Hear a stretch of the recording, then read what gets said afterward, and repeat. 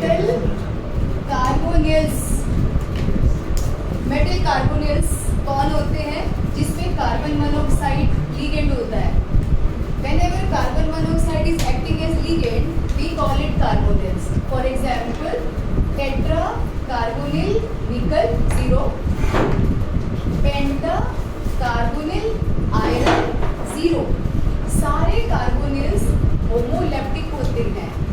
Homoleptic कौन होता है? जिसमें only one kind of ligand होता है, no other kind of ligand is there, homoleptic. और मेटल का ऑक्सीडेशन स्टेट हमेशा क्या होगा? Zero, because carbon monoxide is also not having any charge. इसकी स्ट्रक्चर क्या है? टेट्राहेड्रल है। ये टेट्राहेड्रल स्ट्रक्चर है इसकी। पेंटा कार्बोनिल आयरन की स्ट्रक्चर क्या है? ट्रायंगुलर बाइपिरामिडल, जैसे PCl5 की हुआ करती है। एक बहुत इंपॉर्टेंट कंपाउंड है CO2 CO8, इसका नेम है ऑक्टा कार्बोनिल डाई कोबाल्ट 0। अब तक हमने जितने कोऑर्डिनेशन कंपाउंड देखे हैं सब में एक ही मेटल होता है। ये तुमने मेरे को लगता है पहला कंपाउंड देखा है जिसमें दो लिगेंड का दो मेटल है। ऐसे कंपाउंड को, कॉम्प्लेक्स को जिसमें दो मेटल होते हैं, उसे हम कहते हैं poly nuclear coordination compound. Means more than one metal is that. What is the structure of this CO2 CO8?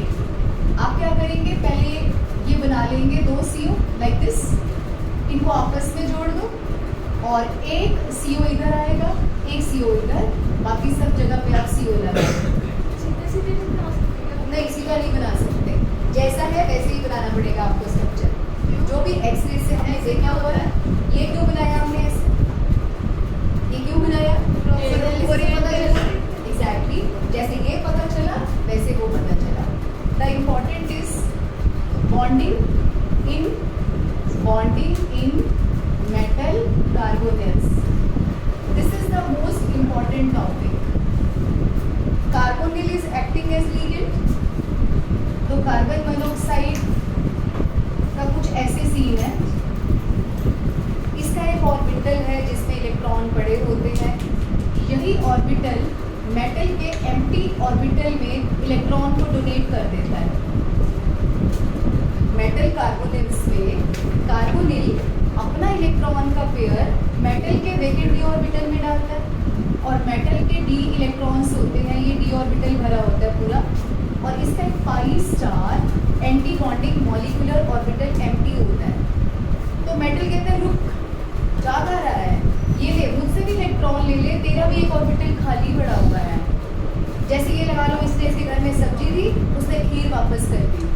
तो कार्बन जो है, कार्बन मोनोऑक्साइड मेटल के साथ मिलकर सिग्मा बॉन्ड बनाता है और बदले में बैक बॉन्डिंग से कौन सा बॉन्ड बन जाता है? Pi bond. सिग्मा और पाई दोनों बॉन्ड्स का इकट्ठे बनना is known as synergic effect. Carbon monoxide या कार्बोनिल्स में सिग्मा के साथ साथ पाई बॉन्ड भी होता है और सिनर्जिक इफेक्ट भी कहते हैं। सिग्मा बॉन्ड कैसे बनता है? कार्बोनिल अपने इलेक्ट्रॉन्स मेटल के वैकेंट डी ऑर्बिटल में डोनेट कर देता है। This is the common simple sigma bonding. और पाई बॉन्ड कैसे बनता है? मेटल के फिल्ड डी ऑर्बिटल से कार्बन मोनोऑक्साइड के pi star anti bonding molecular orbital में बैक बॉन्डिंग हो जाती है, जिससे कि सिग्मा के साथ साथ पाई बॉन्ड भी बनता है। अभी तुमने एक मुझसे क्वेश्चन पूछा था, जो CO वाला क्वेश्चन था कि वीक लिगेंड होता है, फिर भी इतना स्ट्रॉन्ग बॉन्ड कैसे बनाता है? क्योंकि सिनर्जिक इफेक्ट होता है, सिग्मा के साथ साथ पाई बॉन्ड बनाता है।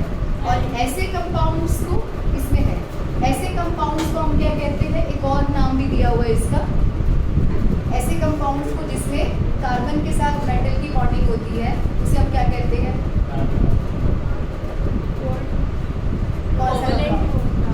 कोवलेंट बॉन्ड तो यही है, सिग्मा भी है, पाई भी है, कोऑर्डिनेशन कंपाउंड भी है ये।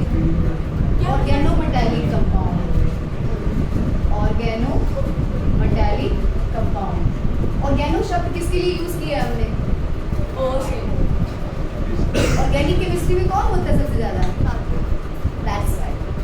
की वजह से हमने इसका नाम रखा ऑर्गेनोमेटालिक कंपाउंड। कार्बोनिल्स कौन होते हैं? होमोलैप्टिक, मेटल का oxidation state 0। These are the examples with their structure bonding in metal carbonyl. The most important question, sigma के साथ पाई बॉन्ड भी बनता है और पाई एसिड लिगेंड भी कहते हैं इसको। सिनर्जी इफेक्ट भी होता है और बैक बॉन्डिंग भी होती है, पाई भी और सिग्मा।